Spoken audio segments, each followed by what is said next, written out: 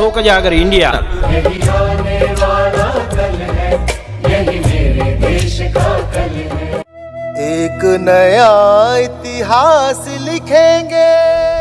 नमस्कार, स्वागत आहे तुमचं लोकजागर इंडियाच्या यूट्यूब मंचावर। मी संयुक्ता देशमुख थेट दिल्लीवरून। आज मी घेऊन आली आहे ना खाऊंगा ना खाने दूंगाचे एक अफलातून मॉडेल। नरेंद्र मोदी यांच्या राजवटीत देशाची अशी वाताहत झाली आहे की विचारू नका।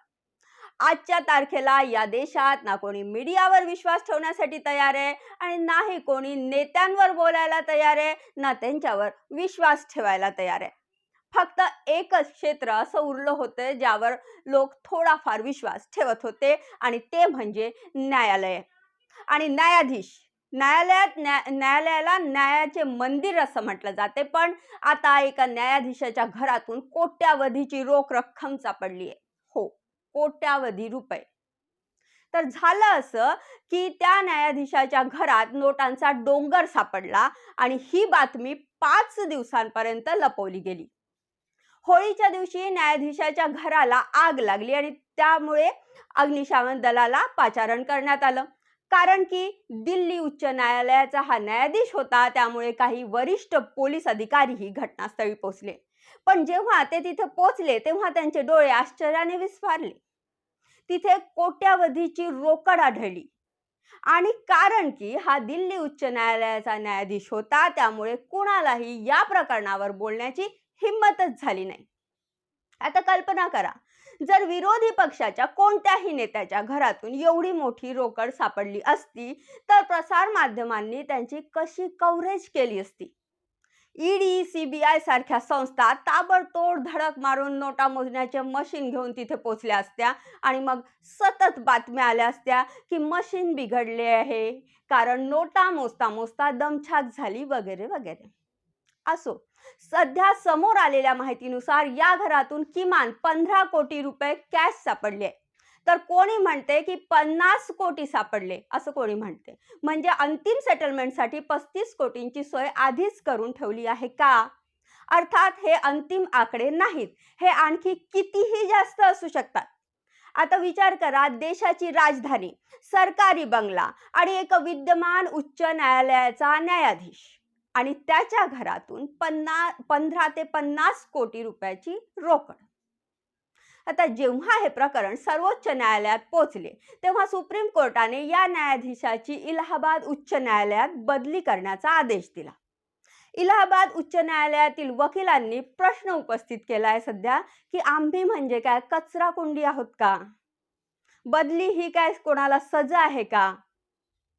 सध्या चर्चा सुरू आहे की हा न्यायाधीश आधी इलाहाबाद उच्च न्यायालयातच होता, तिथून त्याला दिल्ली उच्च न्यायालयात आणले गेले होते आणि आता त्याची पुन्हा इलाहाबाद या उच्च न्यायालयात बदली केली जाते, म्हणजेच त्याला तिथे पाठवले जाते जिथे त्याचे आधीपासूनच मजबूत संपर्क आहेत। हा निर्णय अतिशय हास्यास्पद आहे, कारण कोणी भ्रष्ट अधिकारी असेल आणि त्याच्या घरात एवढे पैसे सापडले तर त्याला अशाच ठिकाणी पाठवले जाईल जिथे त्याला कोणी ओळखत नाही, जिथे त्याला सांभाळणारे लोक नाहीत। खरं तर त्याला तात्काळ निलंबित करण्यात येईल अशी व्यवस्था करायला हवी होती, किंवा फार तर सुप्रीम कोर्टाने त्याला केरळ किंवा ईशान्य भागात म्हणजे नॉर्थ ईस्टला पाठवायला हवे होते, कारण जिथे लोक जागरूक आहेत आणि भ्रष्टाचार करणे तिथे सोपे नाही। पण नाही, त्यांनी परत इलाहाबाद मध्ये पाठवले त्याला, जिथे आधीपासूनच त्याची मुळे खोलवर रुजली गेलेली आहेत। याशिवाय इलाहाबाद उच्च न्यायालयातील आणखीन एका न्यायाधीशाने नुकतेच 11 वर्षाच्या मुलीवरील लैंगिक अत्याचाराच्या प्रकरणात असे विधान केले की हा बलात्काराचा गुन्हाच नाही। एवढंच नाही तर या न्यायाधीशाने आधी कट्टर म्हणूनही संबोधले गेले होते। आता मोठा प्रश्न हा आहे की यावर कोणी चर्चा का करत नाही?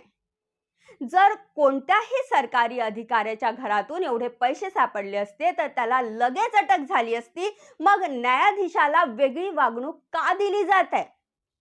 याचे उत्तर म्हणजे नरेंद्र मोदींची नोटबंदी आणि डिजिटल इंडिया योजना पूर्णपणे अपयशी ठरली आहे। ती केवळ 30% हप्ता वसुली योजना होती। या शंकेला गुजरातमधील बँकांचे व्यवहार आणखी बळ देतात। आजही मोठ्या मोठ्या अधिकाऱ्यांच्या घरातून कोट्यावधीची रोकड सापडते आहे. जर न्यायाधीशाच्याच घरात एवढा काळा पैसा असेल तर देशाचा न्याय व्यवस्थेवर विश्वास कसा राहील? ही बातमी सर्वात आधी इंडियन एक्सप्रेसने उघडकीस आणली आहे. आता हळूहळू दैनिक भास्कर सारख्या अन्य माध्यमांमध्येही ही बातमी झळकू लागली आहे. जर हा भ्रष्टाचार एखाद्या न्यायाधीशाने केला असेल तर त्याला फक्त बदली न करता त्याच्यावर महाभियोग चालवून त्याला पदावरून हटवायला हवे होते. मात्र इथे ना न्यायालय यावर काही करत आहे ना सरकार. आज देशात ज्या पद्धतीने न्यायाधीश राजकीय पक्षांमध्ये प्रवेश करतात आहे, राज्यसभेत जाऊन बसतात आहे, मंदिरात जाऊन मी अमुक तमुक निकाल दिला कारण मी देवपूजा केली होती असे म्हणतात आहे, यावरून देशाची न्याय व्यवस्था कोणत्या दिशेने जाते याचा अंदाज येतो. ही बातमी सर्वांपर्यंत पोहोचवा. मीडिया यावर गप्प बसला आहे, सरकारही काही करत नाहीये. त्यामुळे तुमच्या हातातच ही जबाबदारी आहे की लोकांना हे सत्य लोकांनी जाणलं पाहिजे. तर हा आहे आपल्या न्याय व्यवस्थेचा आजचा भयानक चेहरा. आता पहिले अशा प्रकारच्या सगळ्या बातम्या समोर येतात आणि मग अचानक बातमी येते की सुप्रीम कोर्टाने स्पष्ट केलं आहे की या दोन्ही गोष्टींचा काही संबंध नाही. त्यामुळे खरे काय आणि खोटे काय हे समजायचं तरी कसं? हा न्याय व्यवस्थेला बदनाम करण्याचा कट आहे की सत्य दडपण्याचा प्रयत्न आहे? या संपूर्ण सावळ्या गोंधळात सत्याची वाटचाल नेमकी कोणत्या दिशेने जात आहे हे समजणे कठीण झालंय. या परिस्थितीत ज्ञानेश वाकुडकर सरांच्या 4 ओळी आठवतात. पब्लिक ज्याला चोर म्हणाली, न्याय देवता थोर म्हणाली. पब्लिक ज्याला चोर म्हणाली, न्याय देवता थोर म्हणाली.